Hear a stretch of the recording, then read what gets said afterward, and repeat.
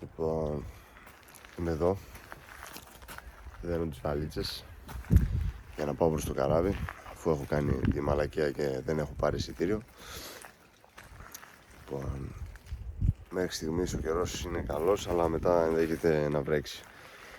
Εάν δεν πάρω εισιτήριο, δηλαδή αν δεν μπω μέσα στο καράβι, πρέπει να περιμένω μέχρι τις 8.30 ώρα. Οπότε χάνω μια μέρα. Δυστυχώς δεν έκλεισα εγκαίρως στο εισιτήριο. Μακάρι να με βολέψουν και να με χώσουν μέσα στο καράβι, κάπου σε κάποια γωνία.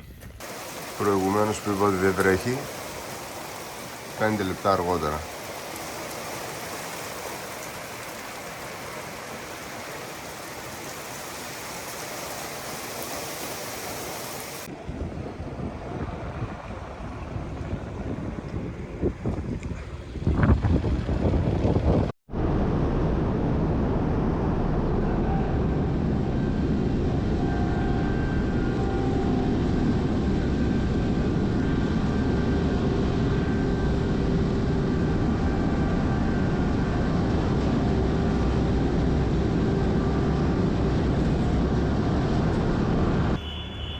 Είμαστε πάνω στο πλοίο, έχουμε μπει, έχουμε δέσει τη μηχανή, εν τέλει όλα καλά.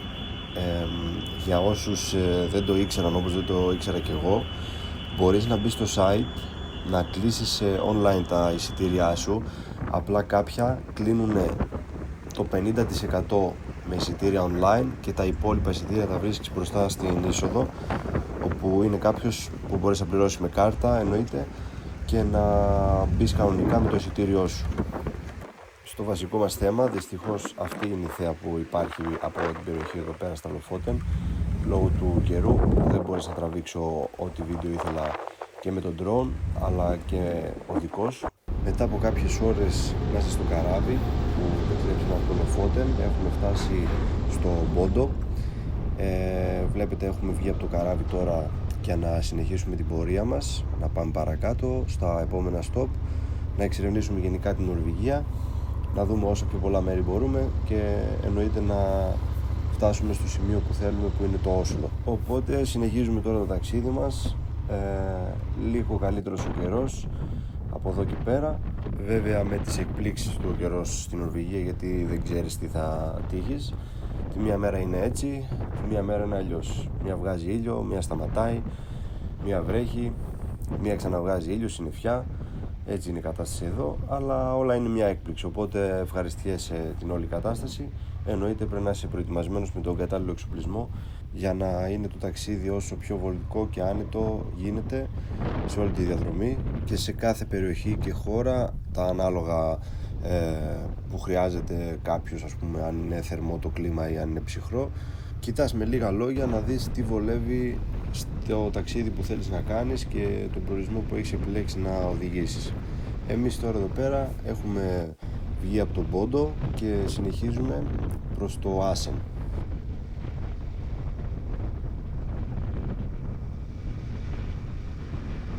Περνάμε μια άλλη ωραία γέφυρα που λέγεται Tverlandsbrua.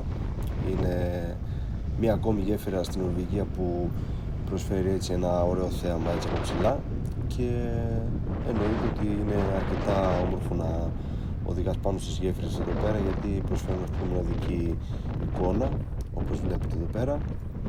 Σήμερα είναι η 11η μέρα, όπου έχουμε κάνει με επιτυχία 11 μέρες στο δρόμο, συνεχόμενη οδήγηση στο tour της Σκανδιναβίας, που έχουμε διασχίσει τη Σουηδία, τη Φινλανδία, έχουμε φτάσει στο Nordkap και κατηφορίζουμε όλη την Νορβηγία από τη μεριά του Ατλαντικού. Σήμερα θα δούμε έτσι ωραία τοπία, θα δούμε ένα παγετώνα που θα δείτε στην πορεία, πολύ όμορφο σημείο για φωτογραφίες. Έχω ανεβάσει ήδη και κάποιες, θα τις παρακολουθήσετε αργότερα, και θα φτάσουμε σε ένα όμορφο σημείο για να κάνουμε μια διανυκτέρευση. Κάμπινγκ έχει η φάση σήμερα και εντάξει, θα είναι αρκετά ωραία εμπειρία, θα δείτε στην πορεία τι εννοώ, οπότε παρακολουθήστε το, μείνετε μέχρι το τέλος και απολαύστε και τη διαδρομή στα φιόρδ εδώ πέρα για να πάρετε έτσι μια ιδέα. Εδώ στα αριστερά μας τώρα βλέπουμε και έτσι, ας πούμε, μίνι καταράκτες που τρέχει το νεράκι έτσι ωραία από το βουνό. Τώρα, εάν σου αρέσει το υλικό και γουστάρεις με τη φάση και τα ταξίδια που δίνω εδώ πέρα στο κανάλι μου στο YouTube, μπορείς να κάνεις ένα subscribe, κάνε ένα like ή κάνε ένα σχόλιο για να μου πεις τι σου άρεσε, τι δεν σου άρεσε. Όλα τα σχόλια είναι ευπρόσδεκτα εννοείται, και οποιαδήποτε παρατήρηση θα ήταν εννοείται καλοπροαίρετη, για να μπορέσουμε να επικοινωνήσουμε κιόλας ή να εξελιχτούμε θετικά ο ένας με τη βοήθεια του άλλου σε οποιοδήποτε κομμάτι, και να ανταλλάξουμε γενικώς τις απόψεις μας για το ό,τι έχει να κάνει θέματα ταξίδια, εξοπλισμό, προορισμούς, εννοείται να δώσουμε συμβουλές. Αυτό θα ήταν το καλύτερο για όλους, εννοείται, για να μπορέσουμε να προχωρήσουμε σε ένα στάδιο παραπάνω και να δούμε πολλά πράγματα που ίσως δεν γνωρίζαμε, και έτσι βοηθώντας ο ένας τον άλλον προχωράμε πιο μπροστά. Σε αυτό το σημείο, στην 11η μέρα, έχουμε ήδη διασχίσει 4.500 χιλιόμετρα από το ξεκίνημα της πρώτης μέρας μέχρι και την 11η.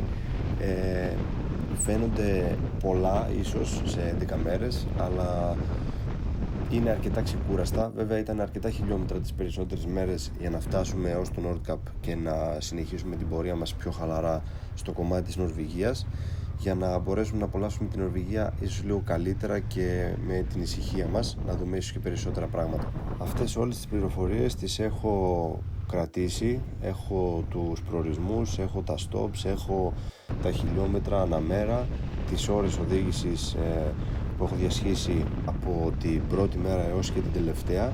Οπότε όποιος ενδιαφέρεται για περισσότερες πληροφορίες, σας μου στείλει μήνυμα και να του δώσω ό,τι χρειάζεται από έξτρα πληροφορίες που δεν έχω αναφέρει στο βιντεάκι. Για όσους ενδιαφέρονται, το ταξίδι αυτό γίνεται με τα λάστιχα Michelin Road 6. Αυτά τα λάστιχα γενικά τα επέλεξα τυχαία, και επειδή είχαν βγει τότε είπα να τα πάρω. Τα δούλεψα, δεν έμεινα τόσο ευχαριστημένος γενικότερα από την όλη αίσθηση που είχαν στο δρόμο. Τα δούλεψα εδώ στο ταξίδι της Σκανδιναβίας. Βέβαια τα δούλεψα και γενικότερα σε άλλες περιοχές που δεν με ευχαρίστησαν και δεν ήταν αυτό που θα ήθελα. Γενικά σε κάποιες περιοχές νομίζω ότι βολεύουν πολύ καλύτερα, τύπου Ισπανία, Ελλάδα. Νομίζω ότι θα ήταν έτσι μια καλή επιλογή για να τα προτιμήσει κάποιος. Εγώ νομίζω ότι δεν θα τα ξαναπροτιμούσα, αλλά γενικά είναι αρκετά καλό λάστιχο. Έχει καλό κράτημα και σε στεγνό δρόμο και σε ευρεγμένο. Κάνουν αρκετά χιλιόμετρα. Εγώ νομίζω είχα κάνει κάπου στα 15.000 με αυτά. Βέβαια είχαν ακόμα ψωμί πάνω για να προχωρήσουν και να οδηγήσεις ακόμα ίσως 5.000 χιλιόμετρα. Εγώ τα άλλαξα λίγο νωρίτερα από το χρόνο ζωής τους, γιατί έπρεπε να κάνω ένα άλλο ταξίδι, οπότε τα άλλαξα πολύ πιο νωρίς. Σήμερα η διαδρομή μας είναι 4,5 ώρες οδήγηση, κοντά στα 300 χιλιόμετρα, λόγω του ότι ξεκίνησε η μέρα μας πολύ νωρίς από το πρωί να πάρουμε το καράβι και να φτάσουμε στο Πόντο. Οπότε στο σύνολο είμαστε αρκετά καλά. Θα φτάσουμε στο stop της διανυκτέρευσης αρκετά νωρίς, και εννοείται πιο ξεκούραση σήμερα, λιγότερα χιλιόμετρα, και εννοείται θα έχουμε και χρόνο να στήσουμε και τη σκηνή και να προετοιμαστούμε, να ξεκουραστούμε και για την επόμενη μέρα. Ως τότε απολαμβάνουμε την πανέμορφη διαδρομή και πάμε να δούμε έτσι και μερικές λήψεις από τον drone από ψηλά.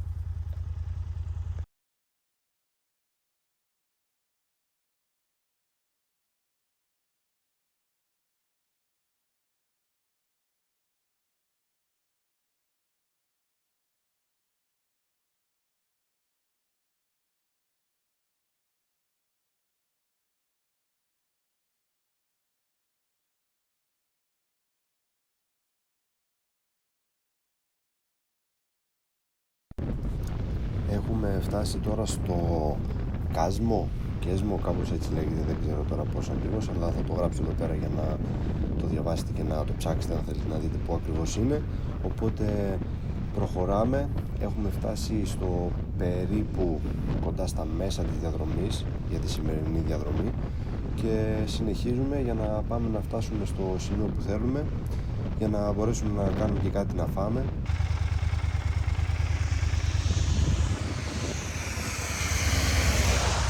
Είναι λίγες οι φορές γενικά που κάνω πρωινό πριν ξεκινήσω το ταξίδι. Καμιά φορά μπορεί να μην πιω και καφέ και να πιω στην πορεία, αφού έχω πάρει έτσι το κολλάι της διαδρομής και έχω ξεκινήσει. Και αυτό έχει να κάνει γενικά με το πού βρίσκουμε. Αν βρίσκουμε σε κάποιο ξενοδοχείο, εννοείται μπορεί να φάω πρωινό ή μπορεί να πιω έναν καφέ και μετά να ξεκινήσω.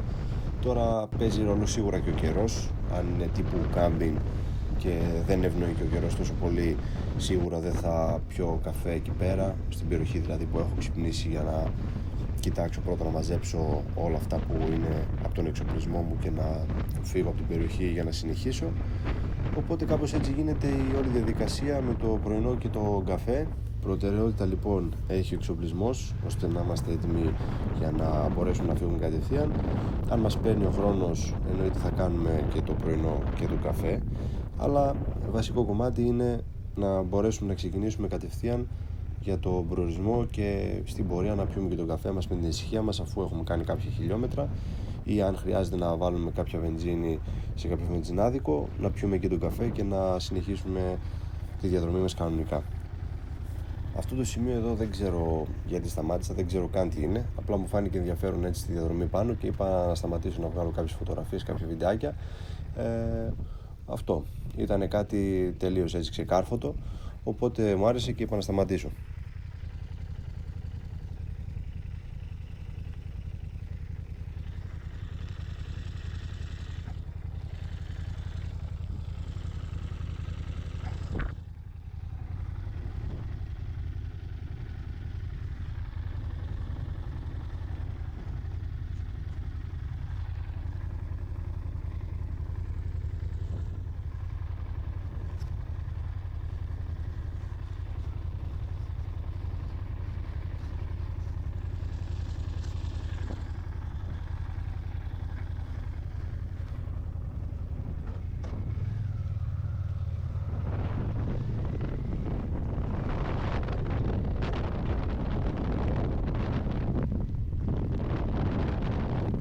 Έχει ήδη αρχίσει να ψυχαλίζει πάλι, αλλά ευτυχώς δεν είναι δυνατή η βροχή.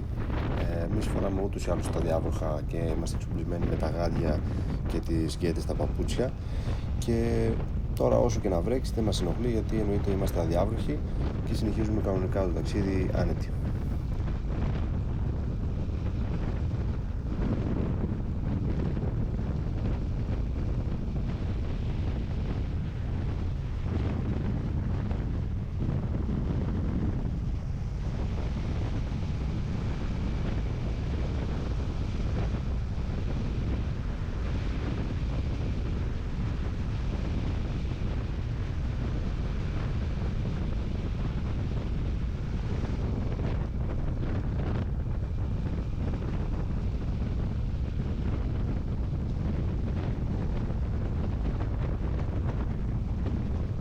Εδώ μια πολύ ωραία τοποθεσία για μια γρήγορη στάση για φωτογραφίες και βιντεάκι. Θα δείξω μετά στην πορεία στις φωτογραφίες. Έχει την πινακίδα, πως λέγεται η τοποθεσία αυτή, για να την επισκεφτείτε αν θέλετε. Και συνεχίζουμε τη διαδρομή μας με τη βροχούλα. Έχει και λίγο αέρα εδώ στην περιοχή που βρισκόμαστε τη συγκεκριμένη στιγμή, και κατευθυνόμαστε προς το Μπαγετώνα, που θα πάμε να βγάλουμε ωραίες φωτογραφίες και ένα βίντεο για να έχουμε σαν ένα μυστικό από την τοποθεσία εκείνη. Εννοείται είμαστε πολύ κοντά στο τελικό στόπ που θα γίνει η διανυκτέρευση, και στην πορεία θα κάνουμε και ένα στόπ για κάποια ψώνια σε ένα σούπερ μάρκετ εκεί της περιοχής, σε ένα μικρό χωριό, και θα πάρουμε και το φέρι σήμερα, αλλά δεν έχω τραβήξει κάποιο βίντεο από το φέρι, ήταν πολύ κοντινή απόσταση, οπότε δεν έχω κάποιο πλάνο από εκεί.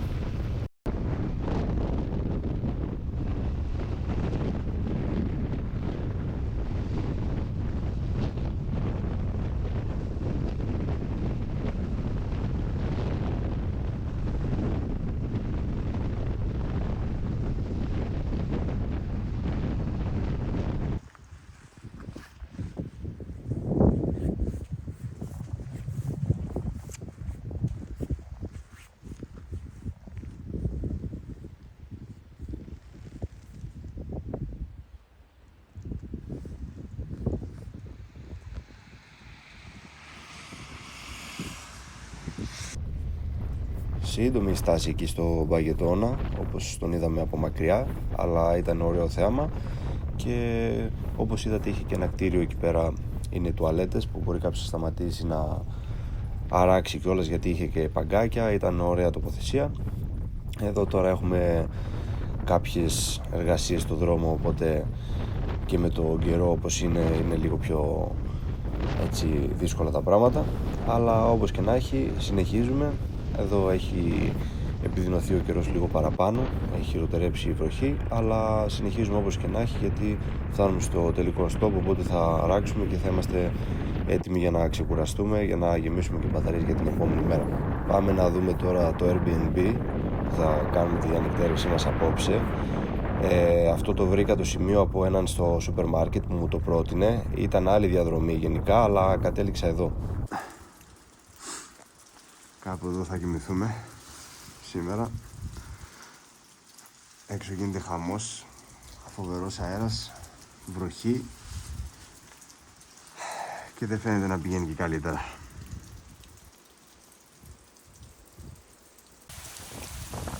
Τουλάχιστον είναι ρομαντικά. Είναι κάτι γι' αυτό. Από τη στιγμή που δεν μπορείς να αποφύγεις κάτι, τουλάχιστον απόλαυσέ το. Έτσι δεν λέμε. Και τώρα εδώ θα κάνουμε μια ωραία ομελετούλα. Έχουμε εδώ τα σύνεργα, το μοτόρι. Εδώ είμαστε σε στεγνό μέρος προς το παρόν. Εδώ αναστεγνούν και τα ρούχα. Μια χαρά είναι εδώ πέρα. Βάλαμε και τη σκηνή εδώ. Τα παπούτσια εδώ, πατέντα ειδική με χαρτιά μέσα για να στεγνώνουν. Να φεύγει η υγρασία πολύ. Και έξω γίνεται χαμός. Πολύ βροχή. Είμαστε λοιπόν στο τέλος της ημέρας. Έχουμε στήσει τη σκηνή, έχουμε φάει, έχουμε αράξει, έχουμε τακτοποιηθεί γενικότερα και είμαστε έτοιμοι για να ξεκουραστούμε για την επόμενη μέρα, να έχουμε γεμάτες μπαταρίες και ενέργεια, να συνεχίσουμε στην επόμενη διαδρομή, στο επόμενο stop μας για την επόμενη διανυκτέρευση. Το σημείο που σταματήσαμε και διανυκτερεύσαμε, πώς είδατε στο βίντεο, λέγεται Χάλζα. Έχω βάλει εδώ τώρα κάποιες φωτογραφίες γενικά από όλη την ημέρα, οπότε εδώ θα δείτε όλα τα στιγμιότυπα. Έχω βάλει επίσης μια φωτογραφία για να δείτε και τον αέρα που είχε εκείνη την ημέρα. Γενικότερα ήταν δύσκολη νύχτα στο σημείο που είχαμε σταματήσει και όπως ήταν και ο καιρός δεν βοηθούσε καθόλου. Είχε πάρα πολύ αέρα γενικά. Ευτυχώς είχα σταθεροποιήσει πάρα πολύ καλά τη σκηνή ενδιάμεσα εκεί από το μπετό που είχε μαζί με το ξύλο, το κορμό στο κιόσκι. Οπότε ήταν αρκετά σταθερή και δεν είχαμε κανένα πρόβλημα. Και όπως ανέφερα στο βίντεο κάπου ενδιάμεσα, ήταν η διαδρομή να προχωρήσω πολύ παραπάνω, αλλά επειδή βρήκα αυτό το μέρος που μου το πρότεινε κάποιος εκεί στο σούπερ μάρκετ, είπα να μείνω εκεί και λόγω του καιρού και ίσως μου άρεσε κιόλας σαν τοποθεσία, οπότε είπα ήταν ένα ωραίο μέρος για διανυκτέρευση και με βοήθησε εν τέλει να τακτοποιηθώ πολύ καλύτερα από ότι θα έψαχνα ή κάποιο ξενοδοχείο ή κάποια καλή βούλα όπως έχουν εκεί στη Νορβηγία για να νοικιάζεις για μια διανυκτέρευση. Οπότε ήταν μια καλή επιλογή να μείνω εκεί.